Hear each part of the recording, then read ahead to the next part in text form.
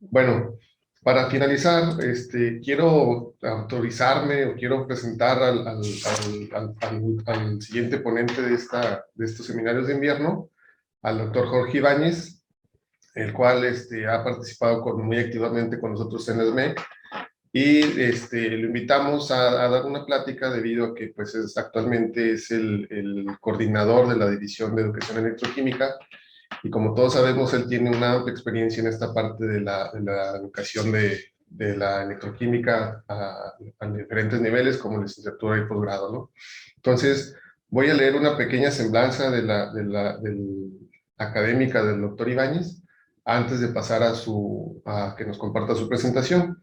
Entonces, el doctor Jorge Ibáñez es miembro emérito del Sistema Nacional de Investigadores, es doctor en Fisicoquímica de la Universidad de Houston y dos postdoctorados de la Universidad de Houston y la Universidad de Texas en Austin.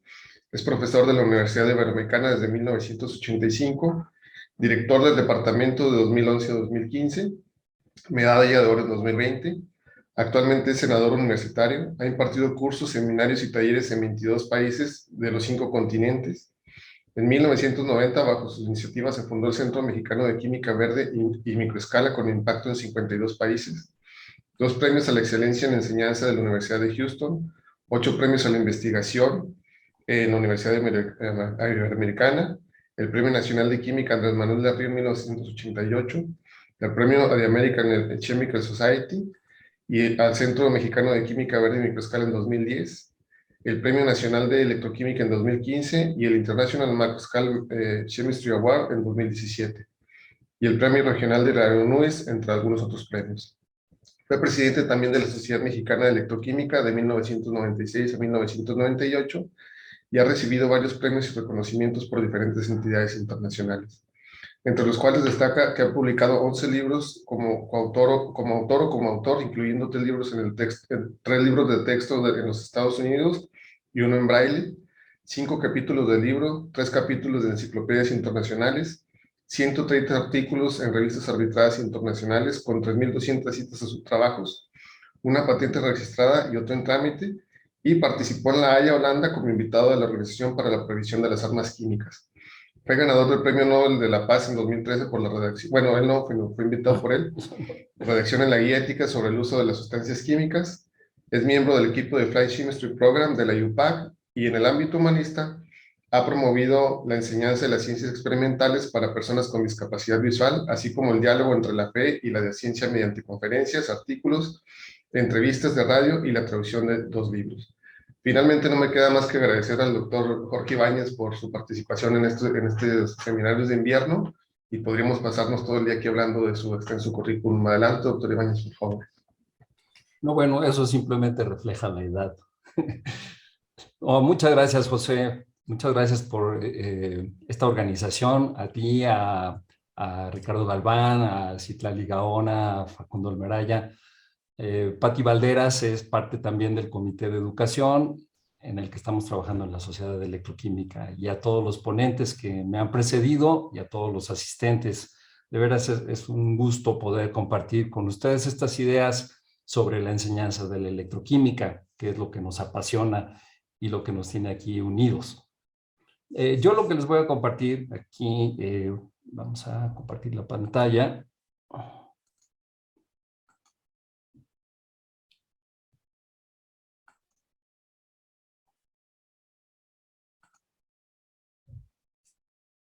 Bien, como parte de estos seminarios del SMEC, yo lo que les voy a compartir es cómo enfrenté este asunto de la pandemia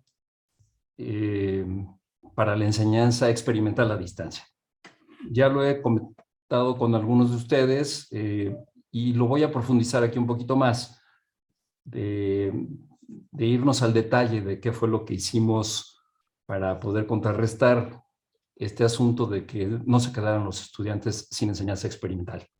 Me da mucho gusto mencionarles que lo trabajé junto con una persona de nuestra oficina didáctica, y eso le dio como más certeza a lo que estábamos haciendo, el poder dar un seguimiento así. Bueno, pues todos sabemos que tuvimos esta dificultad Entonces, la solución que a mí se me ocurrió fue, bueno, pues que hagan experimentos remotos.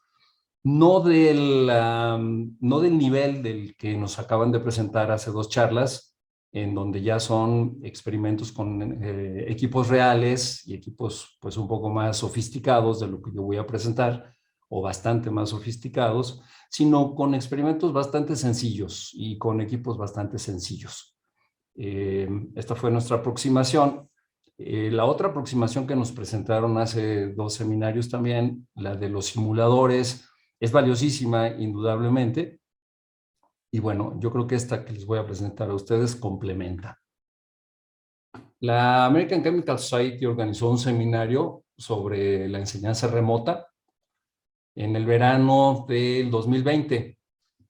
Yo allí propuse esta solución que a mí se me había ocurrido y las reacciones que tuve fueron las siguientes. Me dijeron, es demasiado peligroso enviar materiales a la casa de los estudiantes. Es demasiado caro, es demasiado complicado.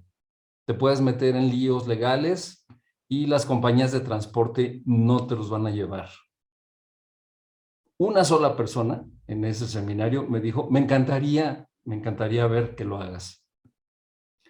Bueno, como dicen en Estados Unidos, where there is a will, there is a way.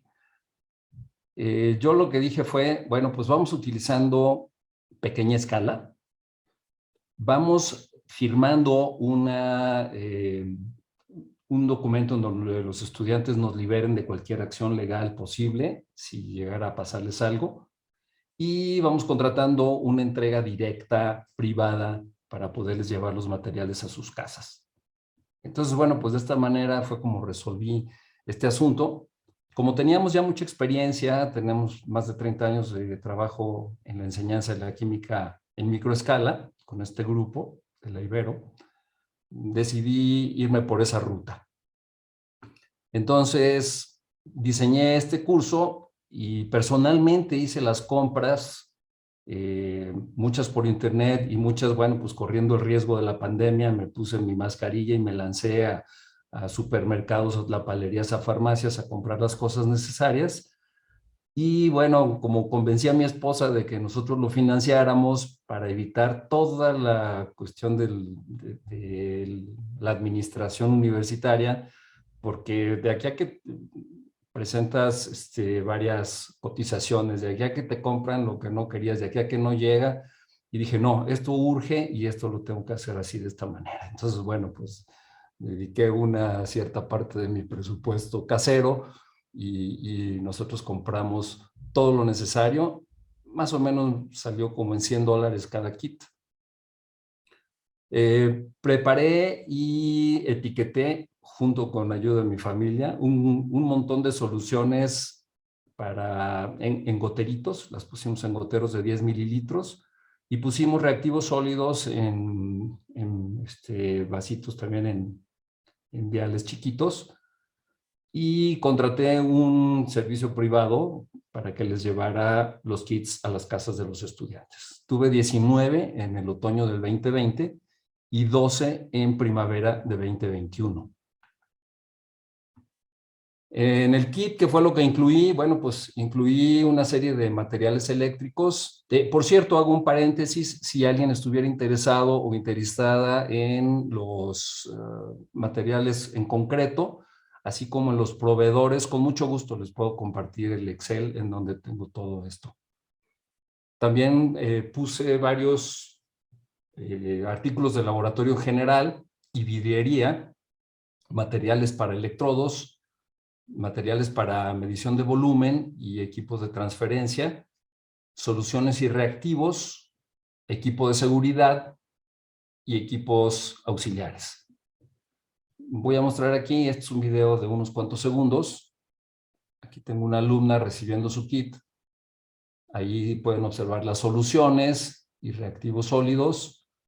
Hay equipo auxiliar, de seguridad también, etcétera. Equipo de seguridad, pinzas, equipo de medición,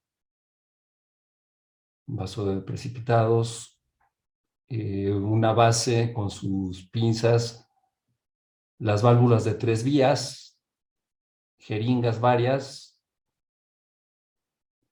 recipientes de reacción, fuentes de poder, la pila y la fuente de poder variable, la base para el soporte universal.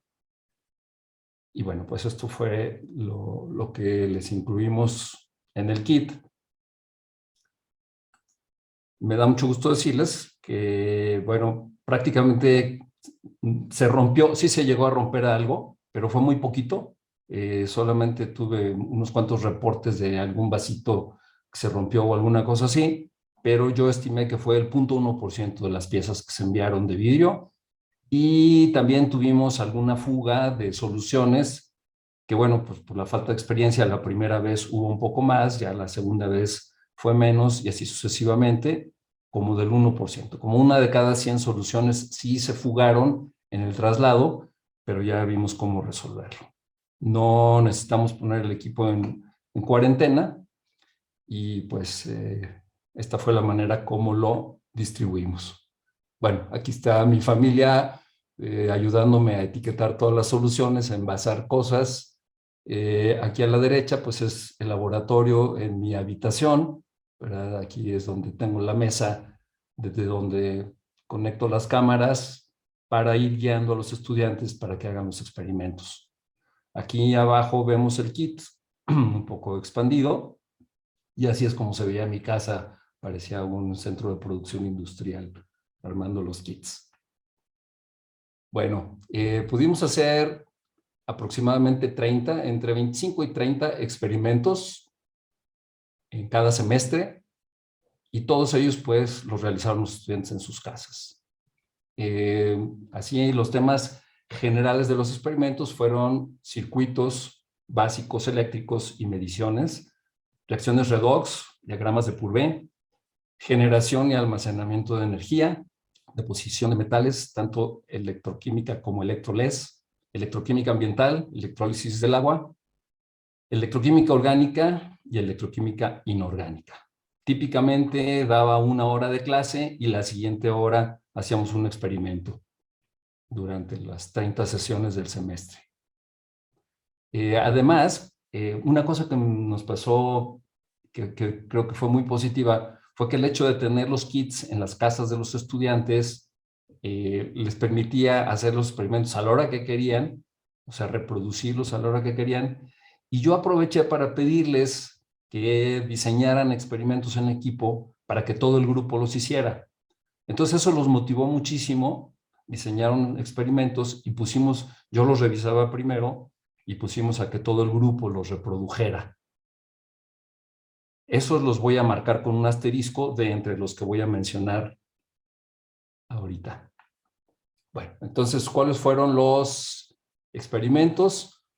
Bueno, en el área de circuitos básicos eléctricos y mediciones, primero empezamos a medir resistencias, a que reconocieran el código de barras de las resistencias, la utilización de fuentes de poder, utilizamos batería, una batería de 9 volts, una batería de 3 volts y también una fuente de poder de voltaje variable. Nos enseñamos a hacer mediciones en de voltaje y de corriente, tanto en serie como en paralelo.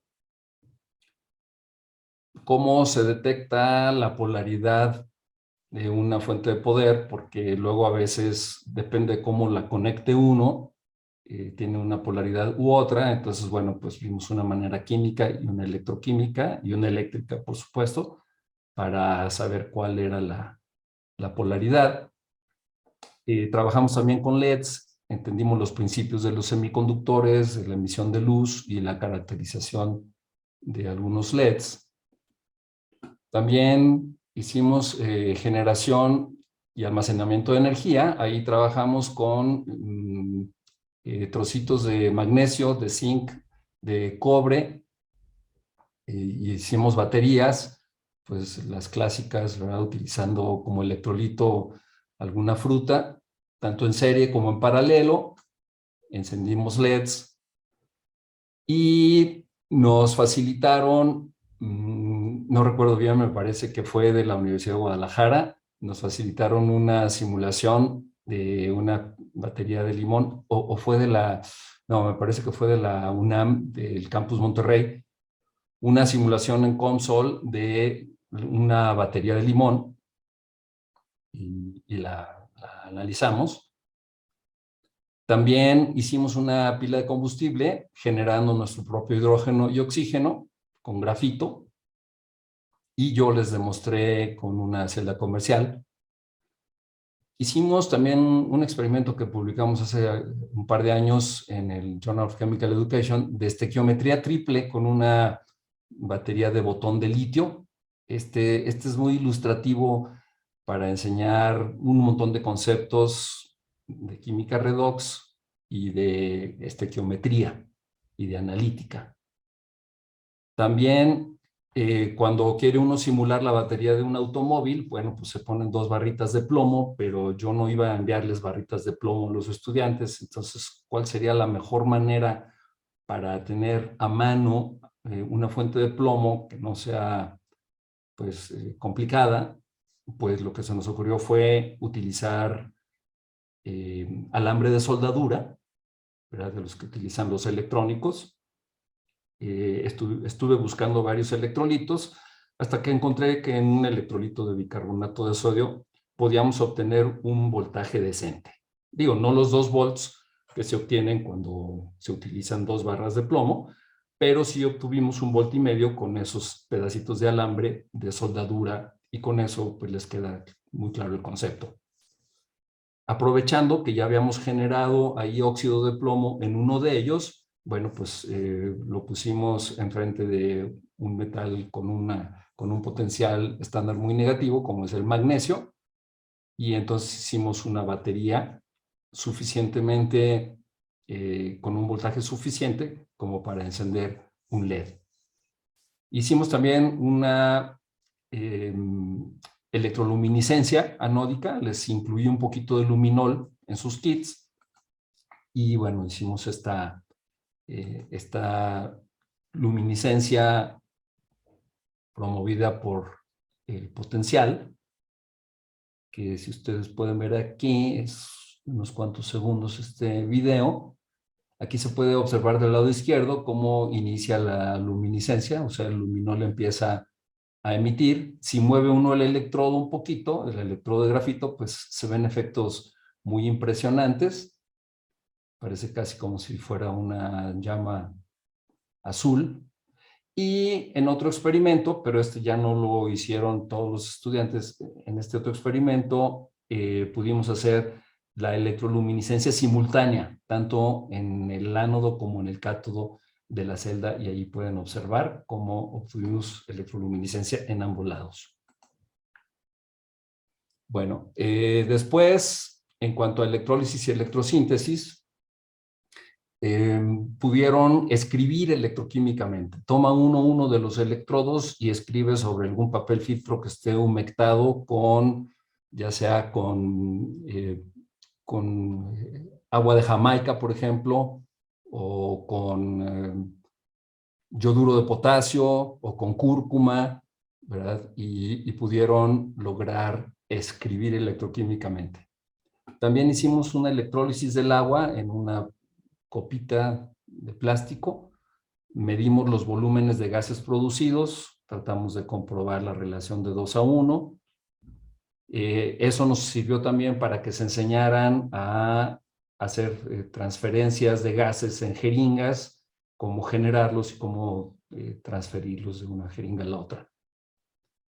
Hicimos también una electrólisis del agua con luz solar. Uno de los estudiantes o uno de esos grupitos se dieron cuenta de que los LEDs generan un voltaje a la hora de ser expuestos a la luz solar, y con ese voltaje fue suficiente para poder hacer una electrólisis del agua. Y bueno, la apoyamos magnéticamente porque el oxígeno que se genera en un estado triplete, y el oxígeno triplete es paramagnético, y entonces a la hora que se le pone un imán enfrente, se produce más oxígeno, o sea, el equilibrio se está desplazando hacia la producción de oxígeno, y entonces pudimos generar esta electrólisis apoyada por energía solar y con imanes. Otro equipo, le estoy marcando, recuerden por favor, que con asterisco vienen marcados los que diseñaron los estudiantes, tomaron pastillas de Pepto-Bismol y por un plateado de un clavo con bismuto. Otro equipo hizo plateado de alguna moneda de cobre a partir también de las soldaduras de eutépticos, estas soldaduras pues que usan los electrónicos. A partir de allí y pudieron extraer el estaño y con ese estaño hicimos plateado de una moneda. En cuanto a electrosíntesis orgánica, bueno, pues preparamos yodoformo. Como ninguno de los estudiantes ni yo tenemos un equipo de resonancia por ahí en nuestra casa, pues entonces la manera de detectarlo fue simplemente con el olor. Pero sí pudimos producirlo. Y en cuanto a electrosíntesis inorgánica, pues produjimos yodo e iones hidróxido simultáneamente.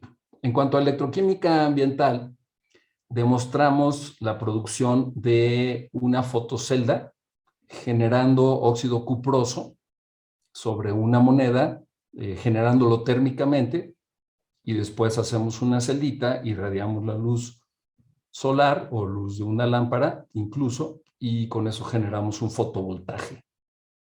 Como fue con una monedita de cobre originalmente de 1 centavo de Estados Unidos, pues le llamamos a one penny photocell. Este también lo tenemos en el Journal of Chemical Education.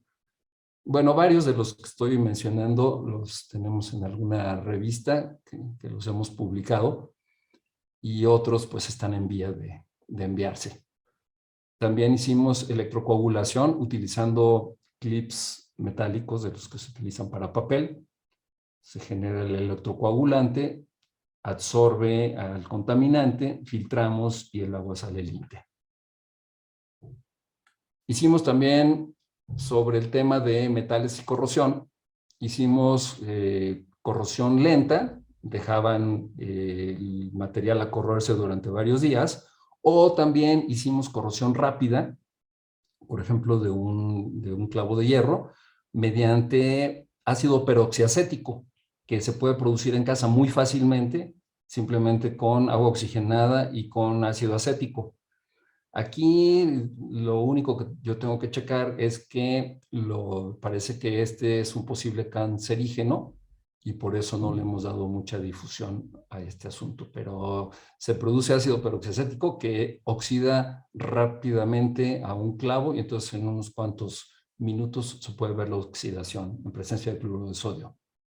También vimos cómo se mueve uno horizontalmente o verticalmente en un diagrama de Purvé.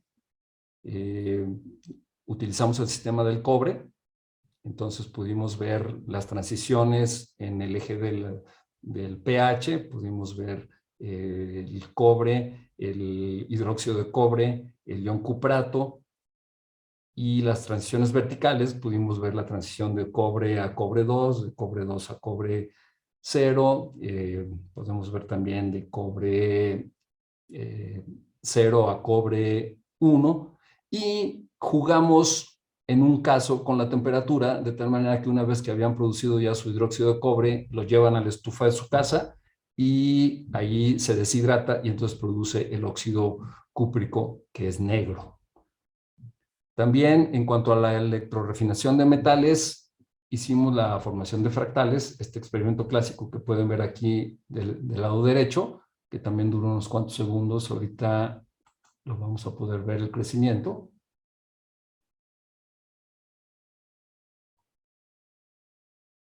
En la parte externa tenemos el ánodo de la celda, que es un alambre de cobre, y en la parte interna tenemos otro alambre de cobre, nada más ya no en forma circular, que toca el centro de un papel filtro humectado con sulfato de cobre y con una pila de 9 volts podemos observar el crecimiento de fractales.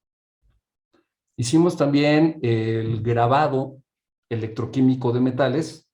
Grabamos las basecitas de aluminio que yo les había enviado, las pudieron grabar haciendo una celda electrolítica y en la parte anódica cubriendo con cinta adhesiva lo que ellos querían, haciendo una máscara, pudieron hacer un grabado de metales.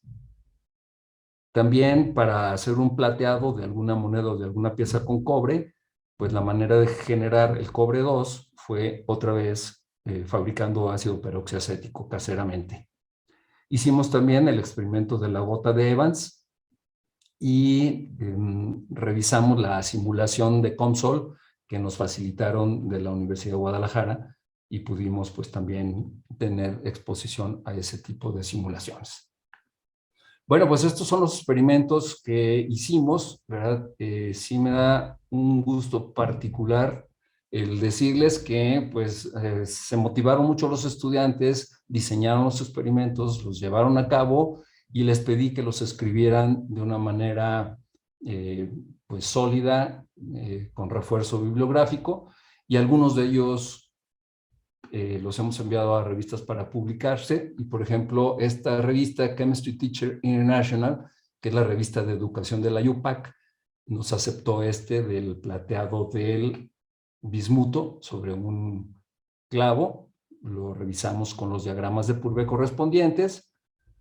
Luego el otro que les decía de la energía solar para generar un voltaje en un par de diodos de esos de 5 pesos. Colectamos los electrones a través de electrodos de grafito, o los dirigimos más bien, y hacemos la electrólisis y nos apoyamos con imanes para favorecer la producción del triplete del oxígeno. El Journal of Chemical Education ya nos lo publicó y ya está disponible este trabajo. Con mi celular, que es un celular muy sencillito, tomé esta foto para que se den cuenta que sí son fenómenos que son observables fácilmente. Aquí tenemos el caso de la electrólisis. Aquí tenemos un lápiz que sostiene a estos dos electrodos de grafito que están conectados, como ya vimos, a los LEDs y que reciben la energía solar. Y entonces pueden observar las burbujitas de hidrógeno y las burbujitas de oxígeno. Nos pusimos a contarlas. Bueno, yo no. Los estudiantes se pusieron a contarlas y entonces contaban las burbujitas en diferentes electrolitos, contaban las burbujitas en presencia o en ausencia de imanes, y bueno, todo eso lo tenemos relatado en este artículo en el Journal of Chemical Education. El otro equipo que hizo un plateado de estaño sobre una monedita de cobre, bueno, pues es un experimento realmente muy sencillo. Aquí yo creo que la novedad fue pues el haber utilizado un alambre de soldadura y el haber tenido la enorme suerte de que el estaño es más activo que el plomo. Entonces el estaño se disuelve preferencialmente y es el que va y se pega en el cobre. Hubiera sido muy mala suerte para nosotros que hubiera sido el plomo, pero afortunadamente es el estaño. Hicimos una micrografía con microscopía electrónica de barrido y pues es puro estaño, o sea, no obtuvimos nada de plomo, lo cual pues hace más seguro nuestro experimento y nos clarifica que efectivamente fue lo que nosotros queríamos observar, y lo revisamos a la luz del diagrama de Purvé del estaño, y pueden observar acá a la izquierda el plateado que se logra. Es un plateado muy bonito en 5 minutos con unas cuantas gotas de solución, o con unos cuantos mililitros más bien dicho. Este es un vasito de 10 mililitros y bueno, pudimos obtener ese estañado. También lo mandamos a la revista de educación de la UPAC, nos lo acaban de aceptar la semana pasada, y aquí tenemos la prueba de imprenta y pues ya en breve lo tendremos ya publicado. ¿Qué otros experimentos hicieron los estudiantes? Bueno, hicieron un experimento en donde tenemos la dispersión de Rayleigh a partir de la electrogeneración indirecta de azufre coloidal. ¿Cuál es la idea aquí? La idea es que tenemos tiosulfato de sodio, que por cierto lo venden en goteritos para las peceras, se llama anticloro, porque es lo que destruye los excesos de cloro para que no se mueran los peces. Entonces esto es muy barato, se puede conseguir en cualquier tienda de acuarios. Si a este lo ponemos en presencia de protones, es decir, acidificamos el medio, hay una desproporción. El azufre, que está aquí como +4, se va a azufre 0. Ah, caray, aquí ya no me salió bien. 3 por 2, 6. Menos 2, 4. Ah, no, es azufre 2, perdón. Es azufre 2, se va a azufre 4 y a azufre 0. O sea, se desproporciona. Sí hay una producción ligerísima de SO2, pero yo no lo he alcanzado a percibir. Entonces, bueno, aquí yo se los recomiendo que lo hagan en un espacio abierto, en sus casas, y hay la producción de azufre coloidal.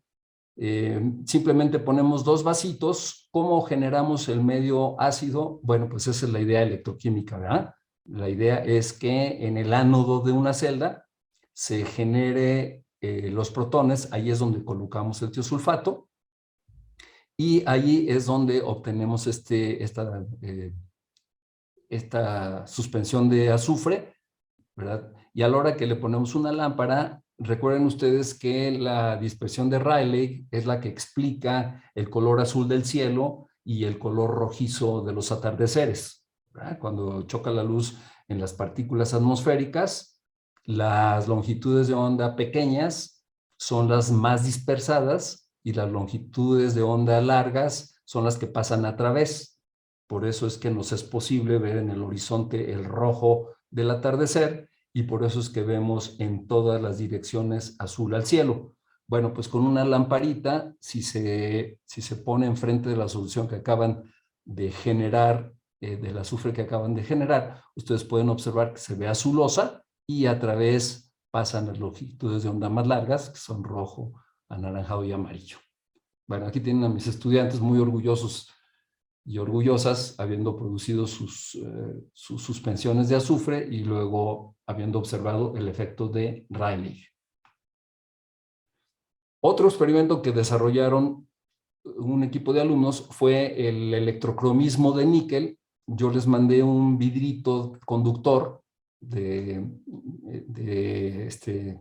óxido de estaño y de indio, recubierto con óxido de estaño y de indio, y la fuente de níquel que se me ocurrió, y yo tenía aquí alguna colección de monedas. Bueno, pues me agarré buscando níquels de Estados Unidos, de estas monedas de 5 centavos, que resulta que tienen el 25% de níquel. Con eso fue suficiente para que pudieran generar su níquel 2 y de allí que hicieran el depósito y que lo oxidaran y pudimos observar un electrocromismo. Vemos el diagrama de Purvé y entonces, bueno, pues ahí discuten en qué solución estaba, qué potencial se le impuso. Otro experimento también que es como muy ilustrativo es la revelación de huellas dactilares mediante depositación de cobre. Aquí tenemos una corcholata, la raspamos para que quedara expuesto el hierro brillante y entonces ponían ahí su huella digital y lo introducían en una celda electroquímica y depositaban cobre. Y así se ve, ustedes pueden observar que se ven bastante claras, o bueno, con buena voluntad, pues se ven acá del lado derecho, se ven las huellas dactilares y acá en todo el centro de la corcholata. Este otro experimento, estoy viendo que me quedan 15 minutos, este otro experimento fue una idea de este par de estudiantes que se les ocurrió, y esto sí se les ocurrió a ellos porque no lo hemos encontrado publicado, se les ocurrió tratar de reducir el dióxido de carbono con algún metal muy electroactivo.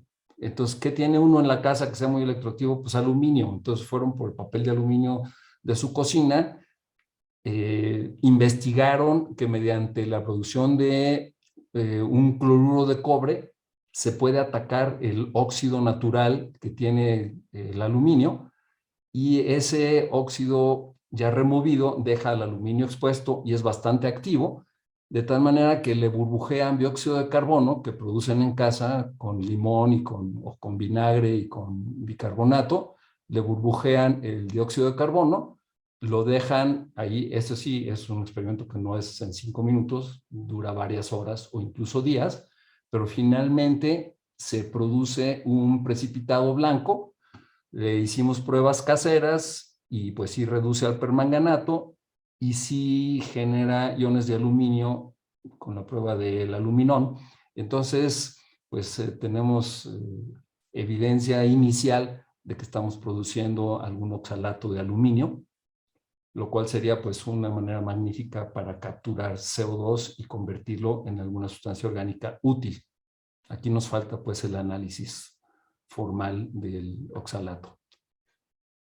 Otro experimento que diseñaron y que también es muy vistoso, muy bonito, es utilizar algún limpiador casero de ventanas que suelen contener amoníaco, por ejemplo el Windex o el Brazo, y generar plata tomando un arete o algún anillo de plata, o bien utilizando una pila comercial de óxido de plata.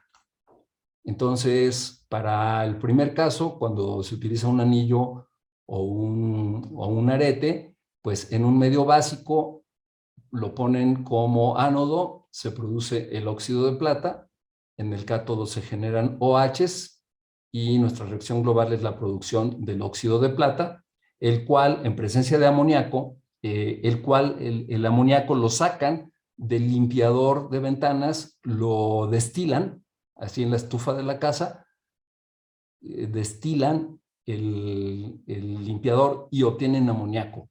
Ese amoníaco con el óxido de plata nos da la plata amoniacal, que ustedes recordarán por allá de sus clases de orgánica de laboratorio, es la base para el reactivo de Tollens para probar aldehídos. Entonces, ¿de dónde sacamos un aldehído en casa? Bueno, pues de la miel caro, por ejemplo, ¿verdad? Que es glucosa esencialmente. Bueno, pues se utiliza con esto, se hace la prueba y ustedes podrán ver en su lado derecho el espejo de plata que generaron en los tubos de ensayo. Una manera más fácil, pues es simplemente abrir una pila de óxido de plata, se abre la pila, contiene el óxido de plata, se utiliza con el amoníaco, se produce el mismo reactivo que arriba y entonces con jarabe de maíz o miel caro se calienta en un baño de agua y se obtiene el espejo de plata del reactivo, o sea, generado por el reactivo de Tollens. Bueno, pues ya estamos terminando. Nada más les platico. En cuanto a los residuos, yo les pedí que neutralizaran, o sea, que guardaran todo en 3 contenedores, contenedor de ácidos, de bases y contenedor de iones metálicos. Los de ácidos y bases al final les pedí que los neutralizaran, ya sea con bicarbonato, si eran ácidos, y si eran básicos con vinagre. Y los metálicos, eso sí, les pedí que los guardaran y me los entregaran al final del semestre. Fue la única vez que nos vimos en todo el semestre, nos vimos afuera de la universidad y me entregaron ahí sus residuos. Les puedo comentar que la cantidad de residuos que recibí, incluyendo todos los residuos que generaron durante sus investigaciones, fueron 2 litros de todo el grupo, de todo el semestre. Bueno, hicimos también la parte didáctica. Esta persona del departamento de didáctica me acompañó y bueno, pues en general los estudiantes estuvieron de acuerdo en que aumentaron su manera que fortalecieron su razonamiento científico, su argumentación, sus estilos de escritura, administración de tiempo, trabajo en equipo, ética y autoestudio. En los 2 semestres fue básicamente lo mismo, pues los números son muy buenos. Y bueno, pues esto lo extendimos a otras instituciones, como por ejemplo, dimos un taller a estudiantes y profesores de la Universidad de Guanajuato y de Veracruz.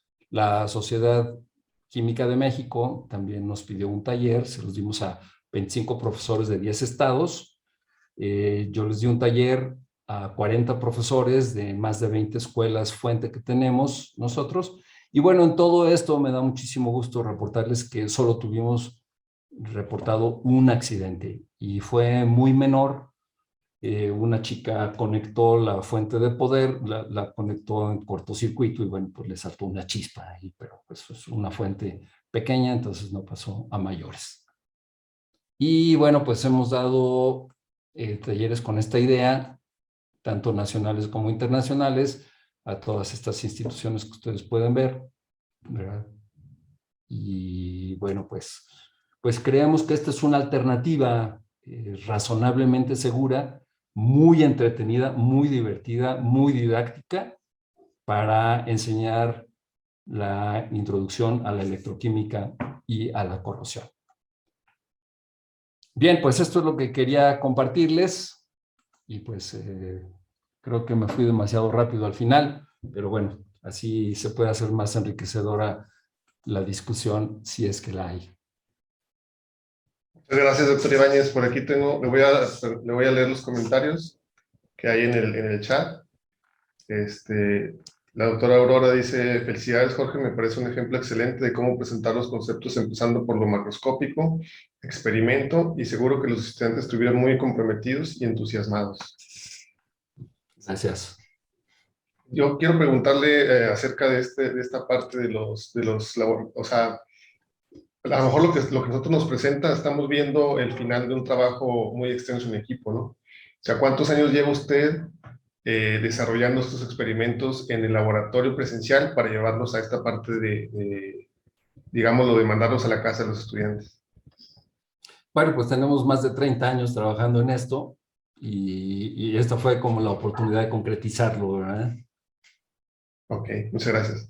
Por aquí llega otro No, al comentario, contrario. doctor. Ana Casas dice: una excelente plática, doctor Ibáñez. ¿Hay planes de hacer más seminarios para docentes? Bueno, pues no hay planes, pero pues se puede organizar, ¿verdad? La experiencia anterior que tuvimos fue que la Sociedad Química de México decidió tomar el proyecto y entonces el doctor González y su equipo consiguieron las cosas, yo me dediqué a preparar todos los kits, se los enviamos a la casa de los profesores y ahora sí que fueron profesores desde Baja California hasta Yucatán, entonces pues ya le encontramos el caminito, es lo que yo quisiera decir, pero sí se necesita alguna base que lo organice, ¿verdad? Es eso, pero se puede hacer fácilmente. Por aquí, bueno, Ana contesta muy amable, muchas gracias. No sé si alguien tenga alguna otra pregunta que quisiera comentar al doctor Ibáñez o que quisieran escribirla por el chat.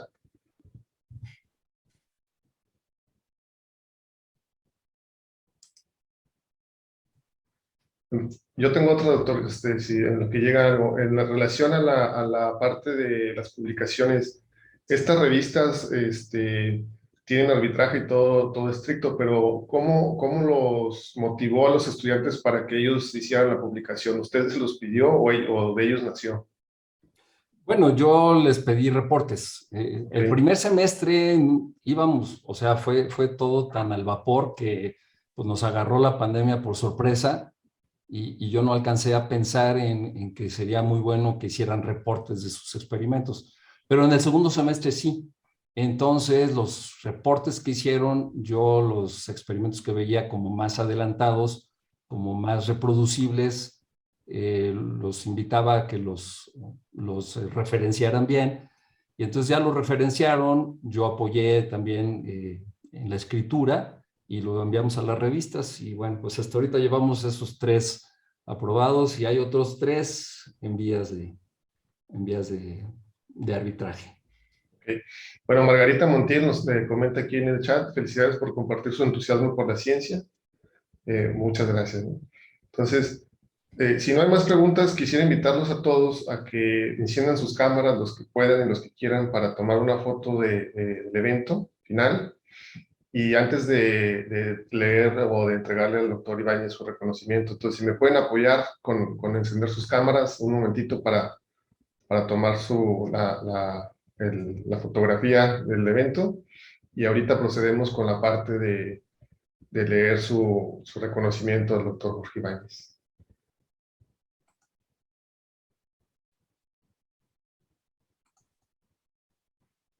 Ok, voy a tomar la primera y ahorita paso con la segunda.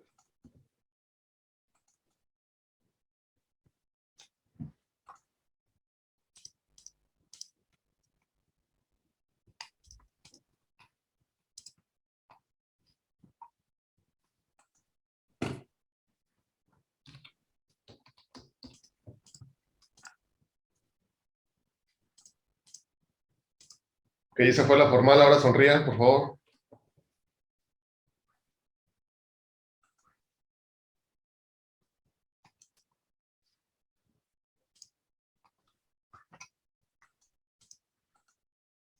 Listo, muchas gracias. Ok, entonces antes de finalizar voy a compartir la pantalla para poner la parte del reconocimiento al doctor Jorge Ibáñez. No sin antes mencionar que ha sido un evento pues, exitoso. Hay muchos comentarios, muchos eh, agradecimientos a los ponentes por la parte de compartir toda esta experiencia y todos estos conocimientos que ellos tienen en la parte de la electroquímica y más que nada de la división de educación electroquímica. Entonces, permítanme tantito en lo que se carga la pantalla.